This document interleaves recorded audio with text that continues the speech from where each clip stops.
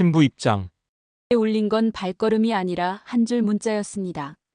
그 순간 사랑 없이 세운 약속은 모래성처럼 무너졌고요. 이지혁은 단정히 서 있었지만 표정은 굳어 있었고 박성재는 무의식적으로 주먹을 쥐었다 폈습니다. 그때 이지환이 들고 있던 형의 휴대폰이 떨리듯 진동했어요. 화면에는 짧은 문장 하나가 박혔습니다. 미안해요. 나 그 사람한테 가요. 발신자 정보와. 그 문장을 본 순간 예식장의 웅성거림은 한 톤 더 깊어졌습니다. 누군가는 사라졌다고 속삭였고 누군가는 처음부터 계산된 결혼이었다고 단정했는데요. 누구도 정답은 몰랐습니다. 단지 사랑 없는 결혼이 끝내 사랑을 모욕했다는 사실만은 모두가 느꼈죠. 사실 조짐은 상견례부터 이상했었습니다.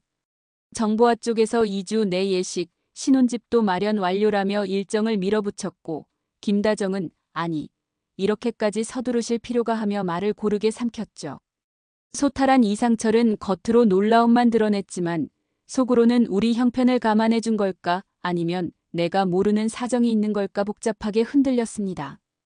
가족 누구도 이지혁의 속사정을 몰랐고 그래서 더 곡해했는데요. 저 정도면 아들이 정말 사랑하고 있나 보다 하고요. 상견례가 끝난 밤 이지혁은 혼자 지은호가 있는 카페로 발을 옮겼습니다. 여전히 침착한 지은호의 얼굴을 보자 그제야 숨을 조금 놓았는데요. 그 안도는 오히려 스스로를 더 초라하게 만들었습니다. 겉으론 넌 나하고 안 어울려 같은 말로 선을 긋고 있었지만 마음은 하루가 멀다 하고 지은호에게 가 있었습니다. 이건 사랑을 지키는 방식이 아니라 스스로를 속이는 방식이었죠. 파국이 난 다음 날 집은 조용했는데요. 숟가락 부딪히는 소리 하나조차 예민하게 들렸습니다. 참다 못한 이상철이 낮게 그러나 단단하게 말문을 열었습니다. 정신 차려라. 마음 없이 조건부터 고르는 결혼. 그건 내 인생을 돈에 내다 파는 거다. 말은 거칠었지만 그 안엔 평생 정직으로 살아온 사람의 간절함이 묻어 있었습니다. 이지혁은 반박하지 못했습니다. 가족을 지키려는 책임감으로 포장하고 있었지만 결국 현실에 지친 자신이 가장 편한 출구를 찾았다는 걸 부정할 수가 없었거든요. 그날 밤 이지혁은 작은 가방 하나만 들고 집을 나섰습니다. 아버지 죄송합니다. 그 한마디를 남기고요. 김다정은 문턱에서 오래 서 있었고 조옥래는 한숨을 길게 내쉬며 사람은 마음으로 선다는 말을 되뇌었습니다. 이지혁이 떠나자 집안의 무게는 곧바로 이지환에게 옮겨붙었습니다. 체육학과를 졸업한 이지환은 보디가드와 운전 일을 하면서도 이제는 안정적인 자리로 들어가야 한다는 생각에 면접장을 오갔습니다. 그러나 돌아오는 건 아쉽게 됐습니다라는 말뿐. 그래도 이지환은 마음을 다잡았어요. 형이 흔들리면 내가 서야지. 이수빈은 속도를 높였습니다. 채널 조회수를 끌어올리기 위해 박성재에게 직접 연락했죠. 오빠, 이번 한 번만 나와주면 진짜 살 수 있어요. 박성재는 장난스럽게 웃다가 눈빛을 바꿔 말했습니다. 사람들이 기억하는 건 숫자가 아니라 내가 어떤 사람인지야. 내 영상을 보면서 저 사람 무슨 선택을 할까를 기대하게 만들어. 그 말은 이수빈의 노트 첫 페이지에 굵게 적혔습니다. 숫자보다 사람. 지은호의 하루는 희망과 절망이 교차하는 대자비 같았습니다. 지강호가 투자라며 손 뗐다가 날려버린 돈 때문에 한숨이 길어지고 카페와 인테리어 일을 병행하느라 눈을 제대로 못 붙일 때가 많았는데요. 그 시점에 고성희의 제안이 들어왔습니다. 난 신선한 결과를 기대하는 사람이에요. 총 프로젝트 규모는 2억, 디자인 비용 3천 선지급. 가능하죠? 종이 한 장 없는 구두 계약처럼 보였지만 고성희의 확신에 찬 어조는 이상하게 설득력이 있었죠. 지은호는 고개를 끄덕였습니다. 정말이에요? 제가 받아도 되는 건가요? 자신의 실력으로 버는 첫 큰돈이라는 사실이 그날만큼은 위로처럼 느껴졌습니다. 하지만 기쁨은 오래가지 않았습니다. 오수정에게서 지역 선배 결혼한대라는 말을 들은 후였거든요.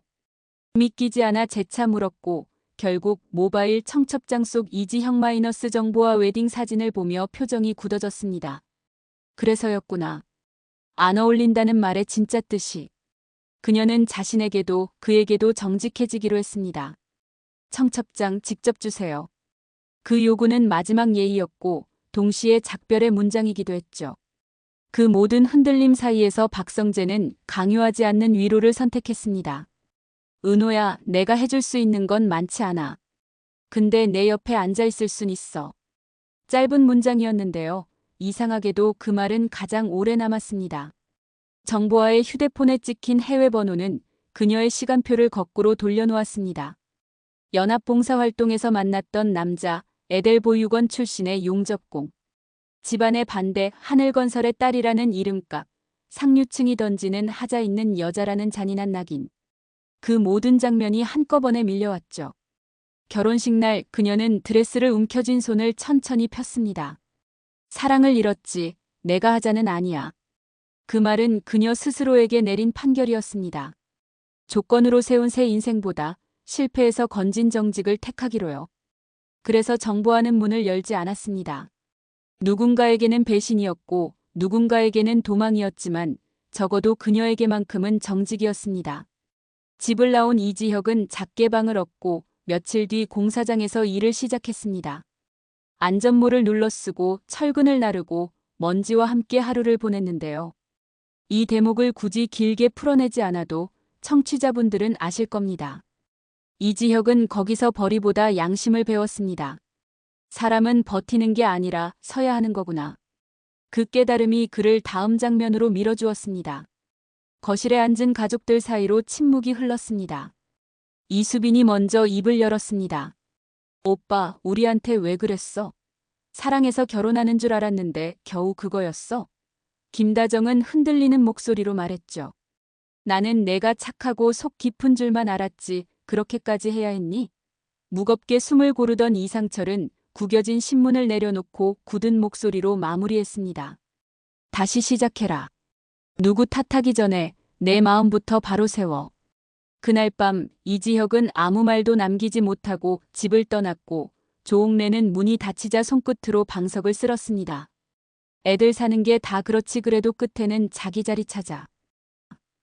박성재는 미묘했습니다. 친구의 파국 앞에서 마음 한쪽이 묘하게 가벼워지는 순간이 있었거든요. 이제 내 차례인가? 그러나 그는 곧 스스로를 다잡았습니다. 남의 무너짐을 계단 삼지 말자. 대신 우정의 규칙을 선택했습니다. 지혁아, 내려오자. 오늘은 여기까지야. 결혼식장에서 그가 이지혁을 끌어낸 그 한 장면은 성재가 어떤 사람인지 정확히 보여줬습니다. 이 남자는 질투를 삼키는 법을 배우는 중이었습니다. 그리고 동시에 지은호에게는 무리하지 않는 속도로 다가섰습니다. 너 내 어깨 빌릴래? 빌려주고 돌려받는 건 시간 지나서. 애써 농담처럼 말했지만 그 속뜻은 분명했죠. 나는 급하지 않아.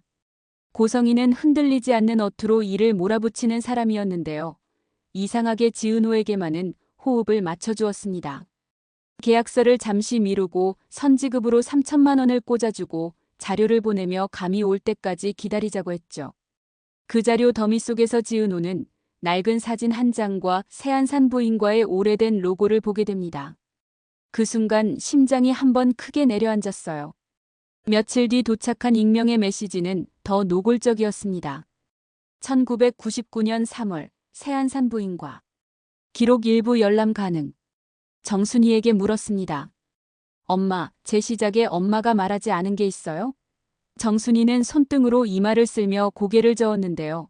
그 부정 속 흔들림이 오히려 대답처럼 느껴졌습니다. 지은호는 직감했어요. 이건 내가 피할 수 없는 이야기구나. 한편 고성이는 사무실 한쪽에서 오래된 카드 상자를 열어 신생아 팔찌를 한번 쥐었다 놓았습니다. 아무에게도 보여주지 않은 오래 묵은 흔적. 그녀가 스스로에게만 속삭였죠. 빚은 언젠가 갚아야 하니까.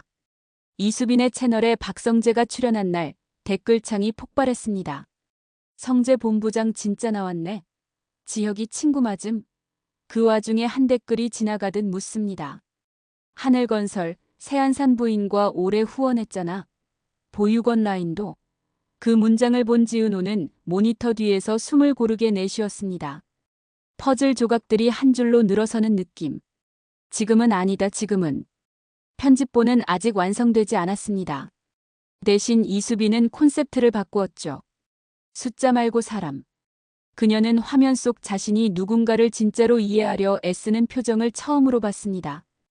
허벅지가 뻐근한 밤, 이지혁은 조용히 세면대에 팔꿈치를 올리고 물을 틀었습니다.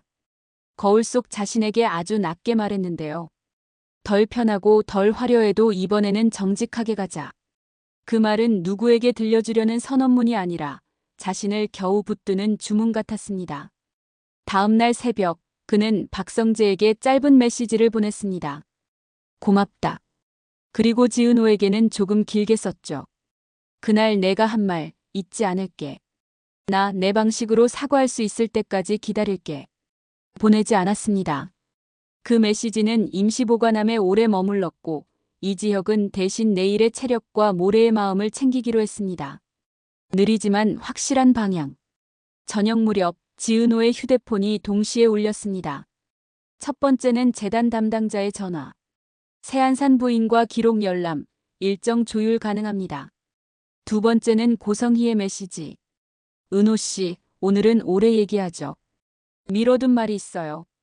두 약속은 같은 날, 비슷한 시간에 겹쳤습니다. 박성재는 말없이 고개를 끄덕였어요.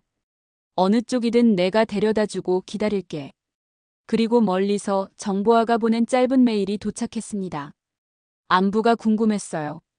언젠가 우리 서로를 속이지 않고 인사할 수 있으면 좋겠네요. 사람들은 각자 다른 방향으로 걸어가고 있었지만 이상하게도 그 길들은 한 점을 향해 수렴하는 중이었습니다.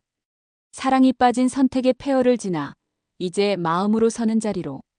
누구도 한꺼번에 변하지 않는데요.